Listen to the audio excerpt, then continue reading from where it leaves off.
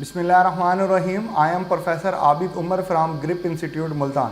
बेटा आज हमारा बड़ा इंपॉर्टेंट टॉपिक है जो हम डिस्कस करेंगे वो है इंपॉर्टेंस ऑफ वाटर।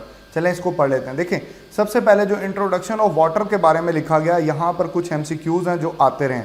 पहला जो है बेटा, वाटर जो है वो मीडियम ऑफ लाइफ होता है, ये लाइन MCQs में आती रही है।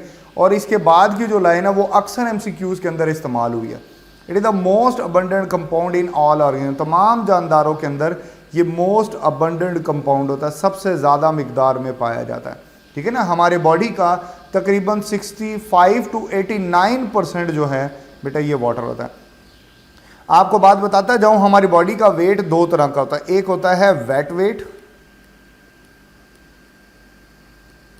और एक होता है ड्राई वेट।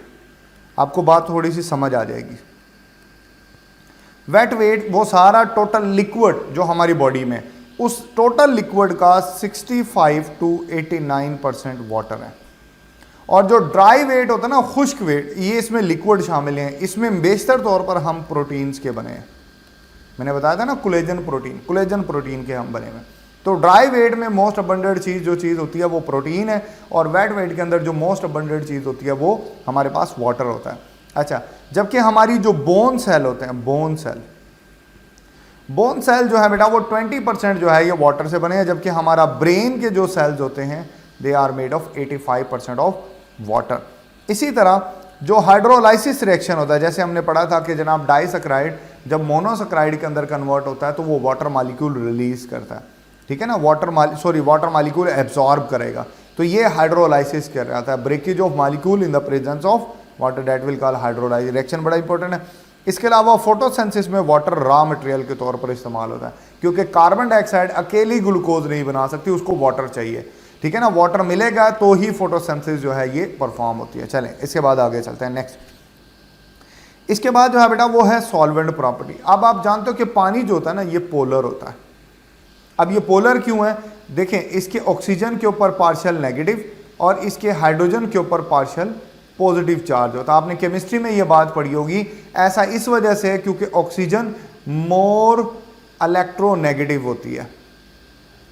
मतलब ये जो शेयर्ड पेयर ऑफ इलेक्ट्रॉन है उसको ज़्यादा अपनी तरफ अट्रैक्ट कर लेती है। तो इसकी तरफ इलेक्ट्रॉन जो है बेटा वो खींचने की वजह से इसके ऊपर नेगेटिव चार्ज आ जाता है, और जो है वो प्रोटॉन्स हाइड्रोजन्स के ऊपर पॉजिटिव चार्ज आ जाता है, जिसकी वजह से ये कंपाउंड पूरे का पूरा पोलर बन जाता है। तो जितने भी केमिकल कंपाउंड्स हैं जो कि पोलर इन नेचर होंगे वो इसमें सॉल्युबल हो जाएंगे। आयनिक सब्सटेंस जो होते हैं ना वो इसमें आसानी से हल हो जाते हैं। जबकि जो नॉन आयनिक सब्सटेंस है बट उनके अंदर चार्ज ग्रुप होता है, लेकिन ओवरऑल वो बैलेंस होते हैं, तो जब आप उनको पानी के अंदर डालोगे वो डिस्पर्स हो जाएंगे। ठीक है ना। वो डिस्पर्स हो जाएंगे आयंस के अंदर। ठीक है ना। तो उसी की प्रॉपर्टी की वजह से, यही जो प्रॉपर्टी है बेटा आयनिक और नॉन आयनिक सब्सटेंस की, इसके अंदर डिसॉल्व होने की वजह से ज़्यादातर केमिकल रिएक्शन जो है बेटा वो इसके अंदर जो है बेटा वो पानी के अंदर जो है वो होता है। और इवन जो है बेटा जो एंजाइम्स होते हैं उनको भी वर्क करने के लिए एक्वस मीडिया रिक्वायर्ड होता है। बगैर पानी के वो काम नहीं करते। जब ये आयनिक सब्सटेंस को आप डिसॉल्व करते हो बेटा इसके अंदर, तो आप ये देख सकते हो कि से आपने सोडियम क्लोराइड को डिसॉल्व किया। अब इसमें दो तरह के आयन्स हैं, नेगेटिव आयन है और पॉजिटिव आयन है। देखो बेटा, जो पॉजिटिव आयन है उसको जो है वो वाटर का जो नेगेटिव आयन होता है वो उसके इर्द गिर्द उसको कवर अप कर लेगा। ठीक है। और जो इसका नेगेटिव आयन है वो इसका पॉजिटिव आयन कवर कर लेगा। इस तरीके से वाटर जो है वो चीज़ों को अपने अंदर जो है बेटा वो डिसॉल्व करता है। बात समझ आई आपको? चल, जबकि जो नॉन पोलर सब्सटेंस होते हैं, नॉन पोलर सब्सटेंस जो होते हैं जैसे कि बेटा वो इनसॉल्युबल, ये देखें ना, नॉन पोलर ऑर्गेनिक जो मॉलिक्यूल होते हैं वो वाटर के अंदर क्या होंगे, वो इनसॉल्युबल होते हैं, दे आर इनसॉल्युबल। से हम बात करते हैं लिपिड्स की। लिपिड्स जो हैं वो ऑर्गेनिक है और नॉन पोलर है, तो they are not soluble into the water molecule.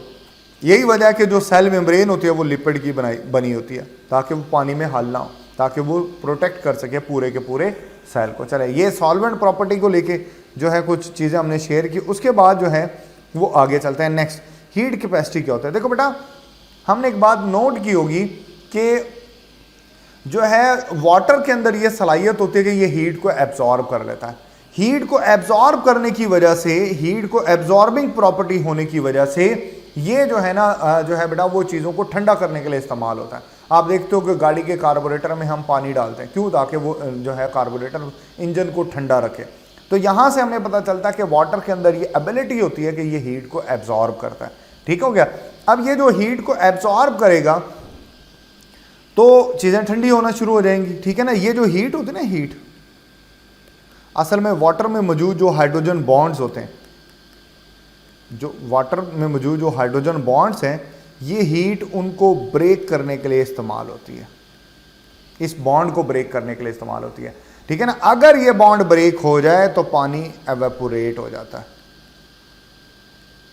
और अगर ना भी टूटे, ना भी ये बॉन्ड टूट पाए तो हीट बहरहाल इसमें इस्तेमाल हो जाते हैं। जब हीट इसमें इस्तेमाल होगी तो हीट ऑटोमेटिकली कम होना शुरू हो जाएगी, और जैसे जैसे हीट कम होगी जो है बेटा चीज़ें जो है वो ठंडा होना शुरू हो जाएंगी। तो बहरहाल प्रॉपर इसकी बुक में जो डेफिनेशन लिखी है वो है number of calories of heat, के वो हीट जो बेटा जो टेम्परेचर को 1 ग्राम पानी के टेम्परेचर को जो है बेटा 15 से 16 कर दे, उसको आप हीट ऑफ कैपेसिटी बोलते हो।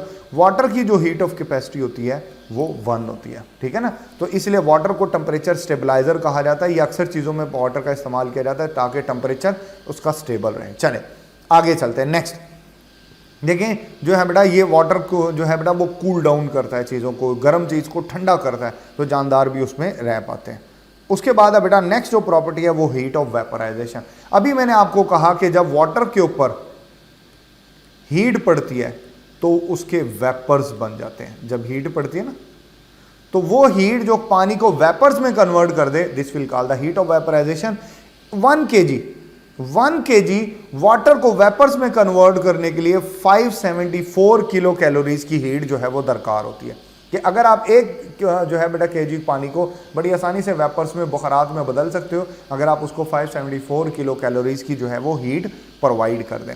अच्छा, फिर एक और क्वेश्चन आपने केमिस्ट्री में पढ़ा होगा, देन एवेपोरेशन प्रोड्यूस कूलिंग, के एवेपोरेशन से कूलिंग प्रोड्यूस होती है। वो कैसे? देखें बेटा, फर्ज कर लें आपके पास ना 1 लीटर पानी है। कितना पानी है? 1 लीटर। 1 लीटर वाटर है। 1 लीटर का मतलब है 1000 ml, ऐसे ही है ना। 1000 ml में से अगर जो है बेटा वो 2 ml का पानी एवेपोरेट कर जाए तो पीछे बचेगा 998 ml बचेगा। ठीक है ना। ये 1 डिग्री सेंटीग्रेड को कम कर देता। फर्ज कर ले अगर टेम्परेचर था 20 डिग्री तो 2 ml एवेपोरेट करने पर डिग्री हो जाएगा 19, 1 डिग्री कम हो जाएगा। तो हर 2 ml एवेपोरेशन के ऊपर, हर 2 ml एवेपोरेशन के ऊपर जो कि 1 लीटर पानी है, 1 डिग्री सेंटीग्रेड जो है वो टेम्परेचर कम हो जाता है। यहाँ से हमें आइडिया हो जाता है कि ये कूलिंग प्रोड्यूस जो है बेटा वो करता है। चले आगे चलते हैं। Next, ionisation of water. बेटा पानी जो है ये आयनाइज होता है। वाटर जो है बेटा ये 2 टाइप्स के आयंस बनाता है। One is hydrogen ion, another is hydroxyl ion. जब रूम टेम्परेचर होता है 25 डिग्री सेंटीग्रेड तो बेटा H आयन की जो मिकदार होती है, H आयन की जो मिकदार होती है वाटर में वो 10⁻⁻7 होती है, और OH की जो है बेटा वो होती है 10⁻, वो भी -7। और pH के लिए भी इन आयन्स का इस्तेमाल किया जाता है कि बेटा pH is equal to negative log of hydrogen ion concentration. pH को इसी तरीके से मालूम किया जाता है। POH को आप जानते हो कि negative log of hydroxyl ion concentration जो है वो इस तरीके से इस्तेमाल किया जाता है। ये बेटा इसकी बेसिक बातें थी, ये आपने जो है वो यहाँ से नोट कर लेनी है। फिर पानी जो है ना ये प्रोटेक्शन भी करता है, हिफाजत भी करता है। ये हमें फ्रिक्शन से बचाता है क्योंकि ये एक अच्छा लुब्रिकेंट है। ये फ्रिक्शनल फोर्स से हमें प्रोटेक्ट करता है। ये एब्रेसिव डैमेज से हमें बचाता है। फॉर एग्जाम्पल हमारा ये जो आई बॉल होता है, इसके ऊपर वाटर की एक प्रोटेक्टिव लेयर लगी होती है। ये जो हमारे आई लिड्स होते हैं, जब हम इसको रब करते हैं तो रब करने से फ्रिक्शनल फोर्स की वजह से हमारे आई बॉल के जो सॉफ्ट टिश्यूज होते हैं ये डैमेज हो सकते हैं। लेकिन इसके ऊपर क्योंकि वाटर की एक प्रोटेक्टिव लेयर लगी होती है, तो जब हम इसको रब करते हैं वो वाटर की प्रोटेक्टिव लेयर हमारी जो है बेटा वो जो है वो सॉफ्ट टिश्यूज को जो है वो बचा लेते हैं। तो यहाँ पर इसका जो है बेटा ये प्रोटेक्टिव फंक्शन भी हमारे सामने आ जाता है। यहाँ पर हमारा ये टॉपिक भी मुकम्मल हो गया। इस हवाले से अगर आपके जहन में कोई सवाल हो तो आप बेटा मुझसे ज़रूर पूछेगा। Thank you. अल्लाह हाफ़िज़।